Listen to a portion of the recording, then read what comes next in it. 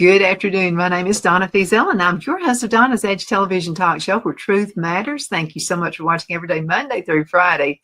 Beginning at 1 p.m. as I get to ride home with you in the afternoon. It's always a fun ride. You can find us syndicated on television. That's Abundant Television, found on Roku, Apple TV, and Amazon Fire. And don't forget the podcast on thenewscasters.com. It's a good way to find us. And also, we're new to the radio again. So glad to be with Classic Country, and that's WZLA 92.9 FM, located right here in Abbeville, South Carolina. Great station. So glad to be part of that network. You can also continue to find us on all of the social media sites, including Facebook, X, all of them, YouTube, the whole works. So thank you again so much for watching any way that you possibly can. The show is all about you, and that's why I can encourage you to continue to send emails. You're not bothering me whatsoever. Donna@donnasedge.com. That's Donna@donnasedge.com. So how do we do it ourselves? If I can do it, you can. I'm just telling you. So I kept looking at my countertop. And the countertop was in my bathroom, and it's in great shape. Okay, it had this old Formica countertop and not a scratch on it. It just had this really earthy color. Okay, and it's been there probably since the 1960s. Again, in great shape, no damage to it, just needed a facelift kind of sorts. So I went on ahead and I thought, well, I'm going to go on ahead and do this myself. So I found this really neat kit where you can put a countertop and make it look like stone. And I may have some pictures. Let me see if I can find some. Oh, right here. Okay, so this is the before picture of my countertop. And I've got some videos. I'm going to let you see those. Are really short videos and let you see how I put this together. So there it is. Okay, in its entirety. By the way, I love the tiles there. They're absolutely fantastic. Got to get those things cleaned up.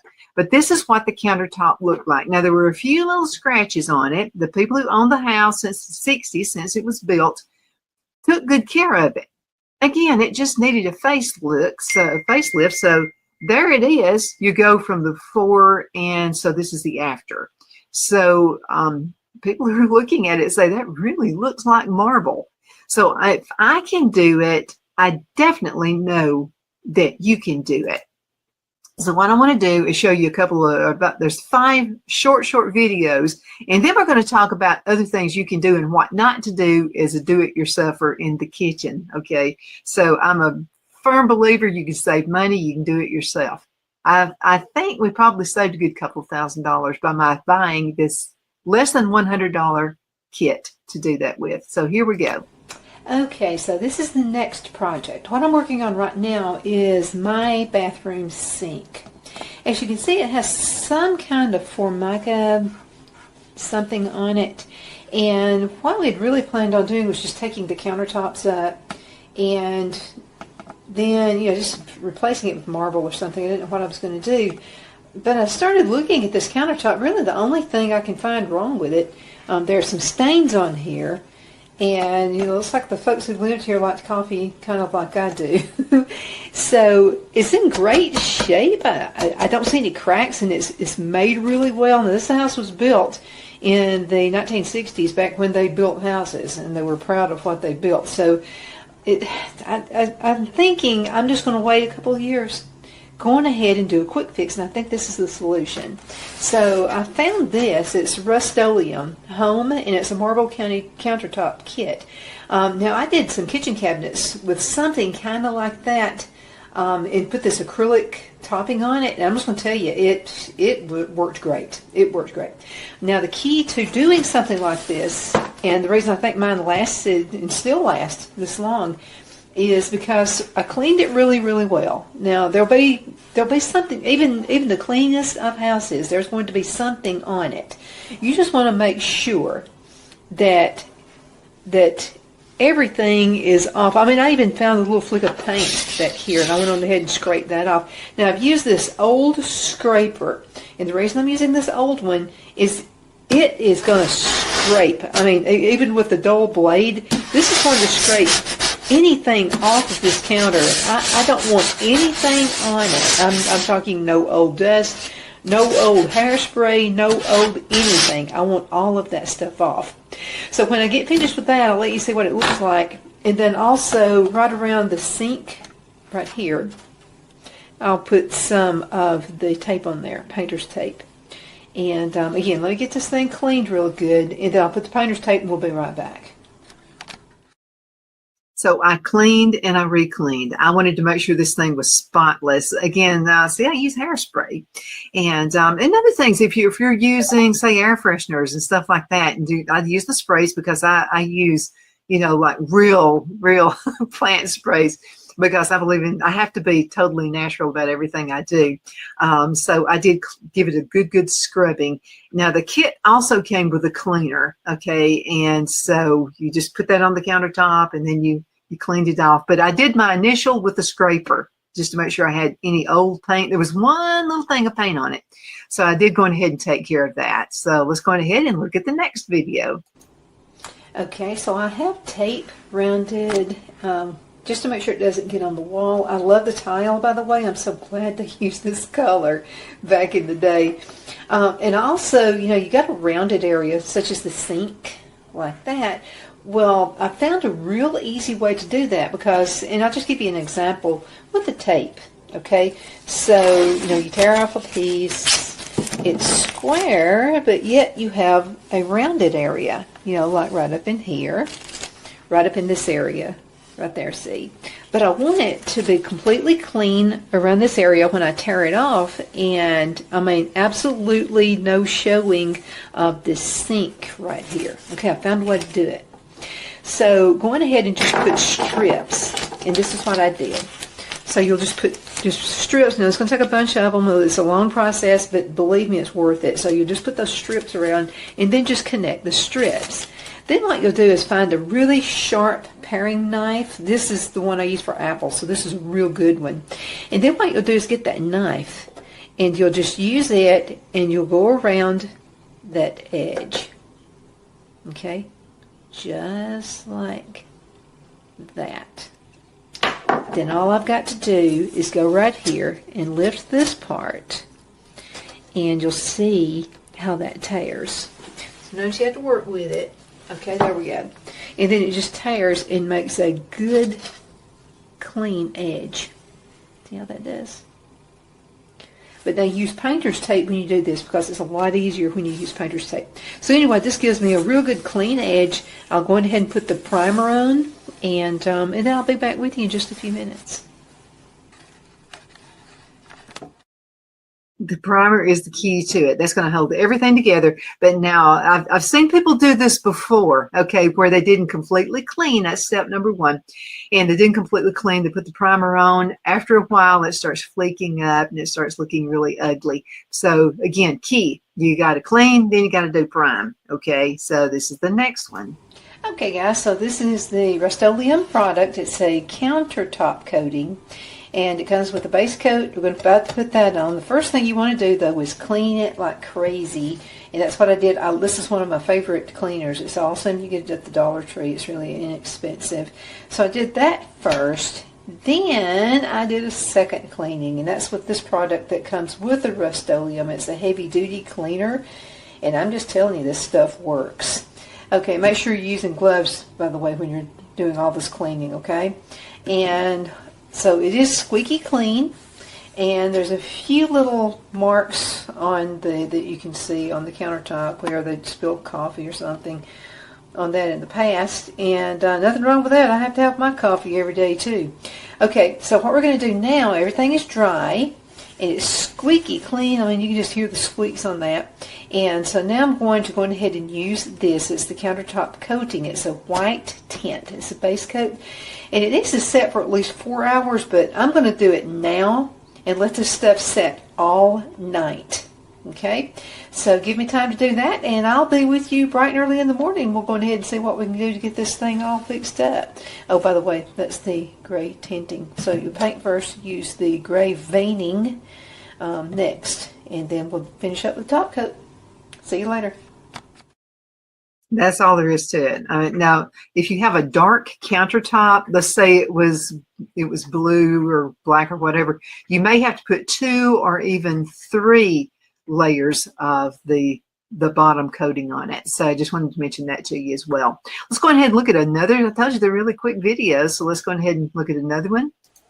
Okay, so we have let the base coat dry. It needs to be thoroughly dry.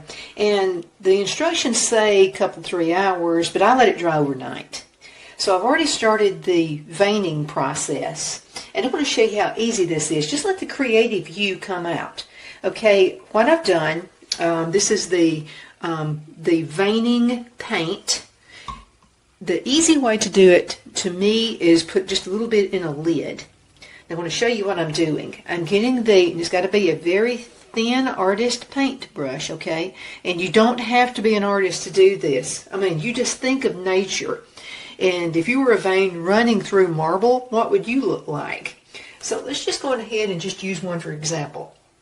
Okay, so I'm going right here, and I'm going to, look, this is all you do. You just go and kind of twist your brush and just let it go like this. Let nature take its course. That's all you've got to do. Now, if you're going ahead and take a look, go to Google or whatever your search engine is, and just look at veins on marble. And that's where you'll get your idea. And remember, it's nature, so it's not perfect. Okay, now another thing that I've noticed with everything I've seen, when I Googled and just looked at the comparison, and then I have some marble pieces here too, you'll always see something that kind of goes out to the edge, kind of like right here. We'll go ahead and just pick this one. Okay, so you'll see something that almost meets. You're twisting the brush, and there you go. And that's going to make that pattern. This will look like marble when we're finished with it. Now, I'm not going to go like all over the whole thing. I don't want too much of a vein, but I do want some veins. Now, another thing you can do is use water. If you're going to do that, I kind of look like the way this looks. I'm not going to water mine down, but just a little spray bottle, put it full of water, and you can always spray on it to make it look different as well. You don't have to buy the kit. I'll just tell you something you can definitely do. Get primer and put it on your countertop, and then just get gray paint. Okay, now give it time to dry, of course, and then I would do an entire night. Let it just do the night, okay? And then the next day, be an artist and just make your veins. That's all you got to do. Okay, now when I'm finished with this, I'm going to let this stay overnight as well. Then I'll go ahead and put the top coat on it, and that's when you're really going to see the beauty shine through. But thanks for watching. When you put that top coat on there, it's going to give it kind of a 3D effect. And it's really going to, it's going to open up and be so beautiful. Your friends are going to come over and see this, and they're going to be amazed. So this is the last video, and then we'll have to go into a commercial break, then we'll come back. Okay, guys, the finished product. Just wanted to show you how this looks. It really does have that marble look to it. I'm really pleased with the way this thing turned out. It is just, see there? Now I'm going to go ahead and push it back just a little bit so you can kind of get a better idea of what it looks like. It was very easy to do. Again, I'm pleased with this. I think it turned out great. Let me know what you think.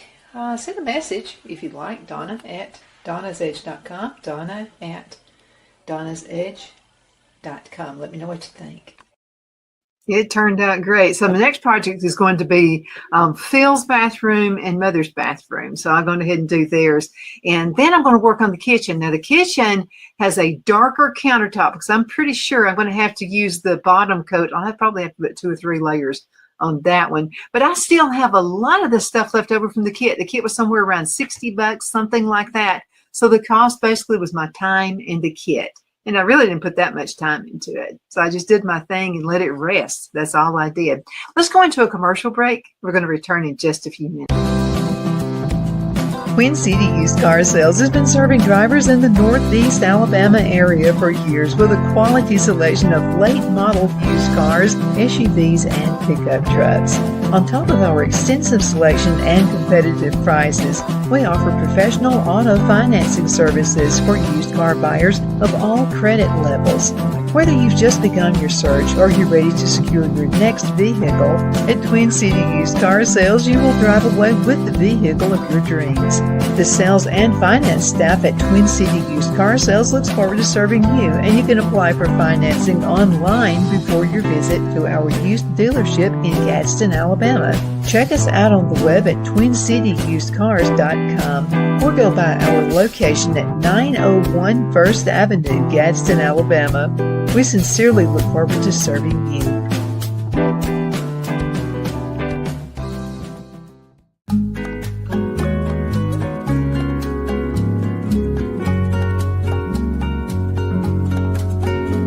At Lamone's Mexican Restaurant, located in Henniger, Alabama, and voted Best Mexican Restaurant of DeKalb County, Alabama 2020, we're here to serve you with authentic Mexican cuisine. Order easily online by going to lamonsmex.com or call 256-657-3999 to place your order. We're open Sunday through Thursday 11 a.m. to 9 p.m. and Friday and Saturday 11 a.m. to 10 p.m.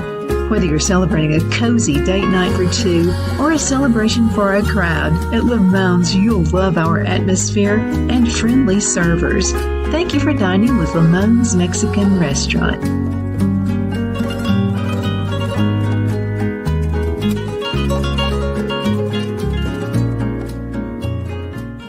At Liberty Bank, we're all about community, whether it's to help with a charity fundraiser or help families in need. Toys at Christmas or a local football team, we're here for you. You see, we realize the importance of family. Sometimes it's to build a new home or necessary home repairs. We're here for you. If you like the feel of a small town bank with all the conveniences of a big city bank, we're here to serve you. You will find us at any of our convenient locations in DeKalb, Marshall, Etowah, and Blount counties in North Alabama. You can call and speak with any of our friendly staff at 256-659-2175 or check us out on the web at libertybankal.com. And thank you for your support of our community. Member FDIC Equal Housing Lender.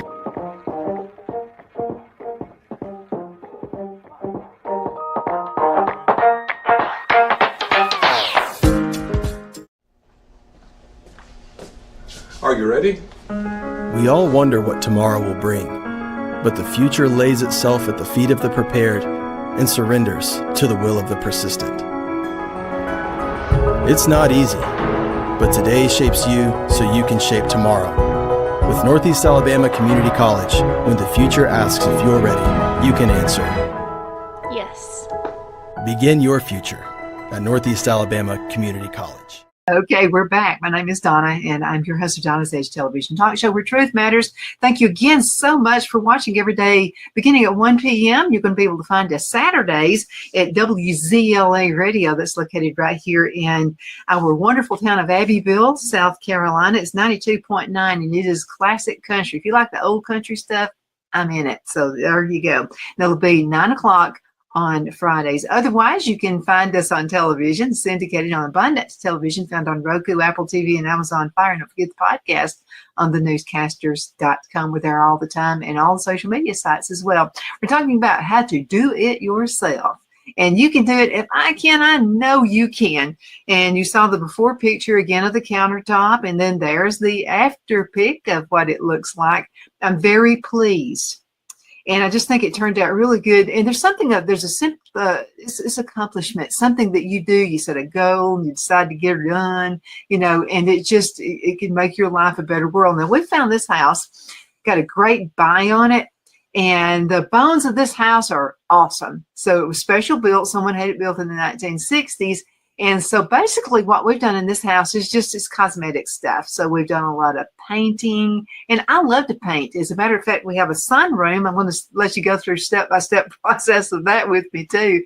And on the sunroom, what we're going to do is have windows put in the sunroom, And then that's going to be used as a craft room. And I'll also be broadcasting some shows from that room as well. So I'm going to have 2 places, really a lot of places here, because we've got 8 acres that I also broadcast out of as well.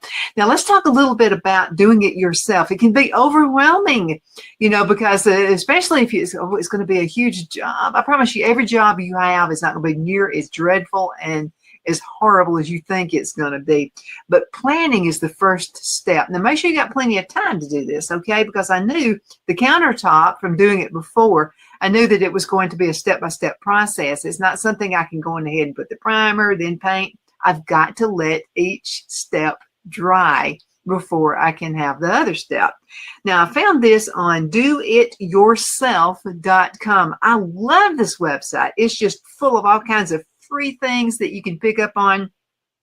And I'm just telling you, do your own research and you'll be able to find all kinds of ways to save money. Another way, before I did the first countertop ever a few years ago, I studied YouTube videos. Phil and I both, we just sat down and just did a splurge on how to do these countertops, because I'm just telling you, anything now does not have complete instructions to it. No longer does that happen. So we were just looking for simple do-it-yourself. Okay, let's go ahead and dig in, doityourself.com. And how do you start a project? Got a plan for it. And this is what they say: before any appliance or wall is removed, put your pen and paper to create a thorough plan. Planning is what it's all about. Phil has his own book. It's just a book on different projects that he's done, and he likes to set goals and get those projects done. And then when he gets one, it's just a sense of accomplishment. We did it. And we saved money in the process of doing it ourselves. Now, some things you can't do. There's no way I'm going to tackle the windows. First of all, they're too heavy. And I'm not a dude, so I'm not going to be able to help Phil if he wants to put windows in. So I decided to go ahead and hire that out. But other things, you can do it yourself and save so much money. A project plan involves several steps. So you got to think them through. You got to write them down. That's what we do.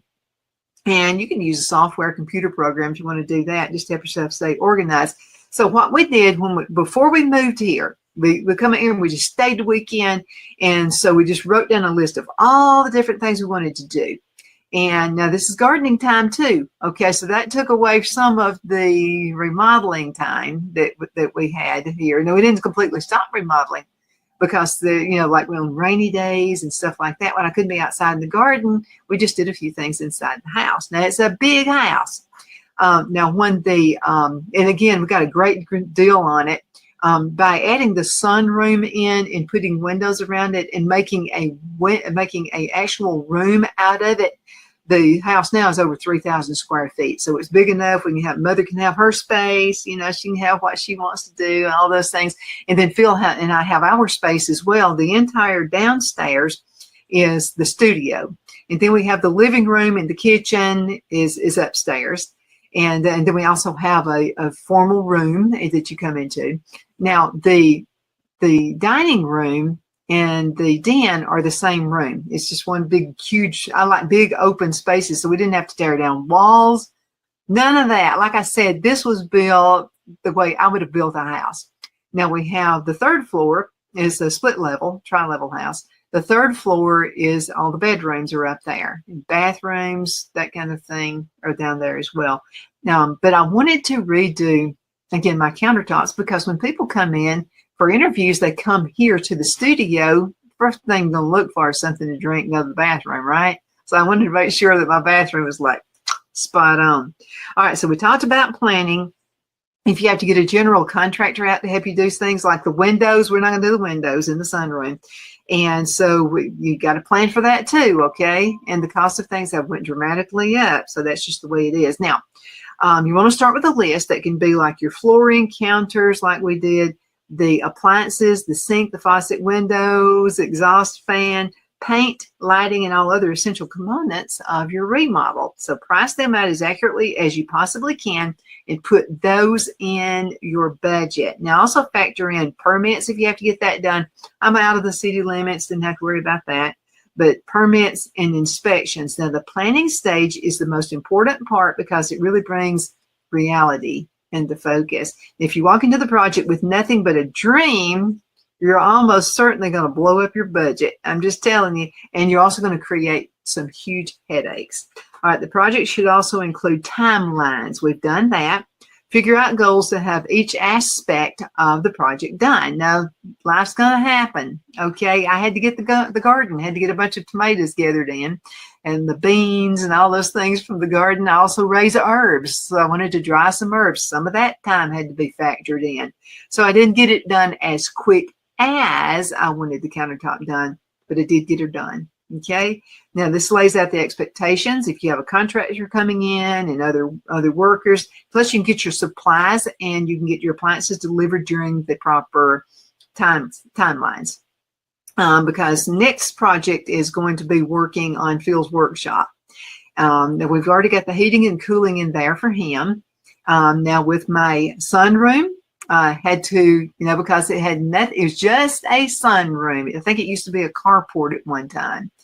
And then the folks, thank God they did this. They built on, it has like screen in. So I didn't want the screens because I'm going to be there in the wintertime and I'm cold natured. So we had to get the windows put in. You had to figure out something for heating and cooling. And we found a really good price on an air conditioner. And it's also a heater. And it's adding 400 more square feet there, a few feet off maybe, but it's adding that to the house. And so we were looking for something. I didn't want to put the heating and cooling and because that's something expensive to do. So I didn't want to add that. So decided to go with one of those air conditioners. And we've got that in Phil's workshop. It works. Okay, now let's talk about the budget because that's the biggest reason people don't do projects. Don't deflate the budget. Now, we talked a little bit about the budget just a few minutes ago, but that line item budget should be as accurate as possible. And make sure you don't look at old data on the internet, okay? Because things have went quite up in price over the past few years. One of the most common mistakes homeowners make is underestimating how much a kitchen remodel would cost. So commonly it goes something like this. They see a kind of cabinet that they like and they launch into the process of replacing them. Since the countertops need to be removed, they decide to install new counters. Okay, then they decide it's a good time to upgrade the appliances and it just goes on and on and on. That's not the most effective or budget-friendly way to approach a kitchen remodel. Now, you're planning for a remodel, so your budget may not be complete or you fail to see the gap between the product and the good price and the type of quality of product that you want. Get the best quality that you can afford. Don't put the cabinets on the budget until you've decided they are the ones you'll be buying. That way you won't end up upgrading while considering the effect on the budget. So this is what we did for the kitchen remodel. Okay, I did not want new kitchen cabinets, and let me tell you why. These cabinets, quality, okay, now from the 60s, okay, so there's going to be grime, there's going to be dirt on them. I mean, it's just the way it is. The cleanest housekeeper, after 50 years, you're going to have to remove some dirt and grime. So we did that first. So we got them all cleaned and looked kind of bad. As a matter of fact, I thought, man, have I messed up? Probably should just left it alone because it looked pretty bad because we use like really good cleaning products to do it. Make sure you wear a mask and all those things too, by the way, because and I can't breathe. I have asthma. So there were times I would have to take the mask off, go outside so I could, breathe. But anyway, factor that in. Safety comes first. So Phil painted, I wanted to paint it. I didn't want stark white. I didn't want all white. So we have white top countertops. And then I got this really neat looking, it's kind of a bluish gray bottom. And it just so happened I didn't have to buy the new handles because they fit in exactly with the theme I was looking for. And so it's almost makes you think of the beach. It makes you think you're at Cape Cod or something. It's just the different colors that were used. Got big windows and all that factored in as well. But I saved a ton of money in the kitchen because I had good quality cabinets. Had to be clean. Yep, I had to put some work into it. But after that, painting it, it looks like a total brand new kitchen. And then I'm going to do the countertops just like I did for the bathroom next. Thank you so much for watching. Thank you for going on this journey with me on the countertops. If you do some of the countertops, let me know. Send me pictures, Donna@donnasedge.com. Let me know how it worked. I showed you the simple way to do it, Donna@donnasedge.com. Thank you so much for watching.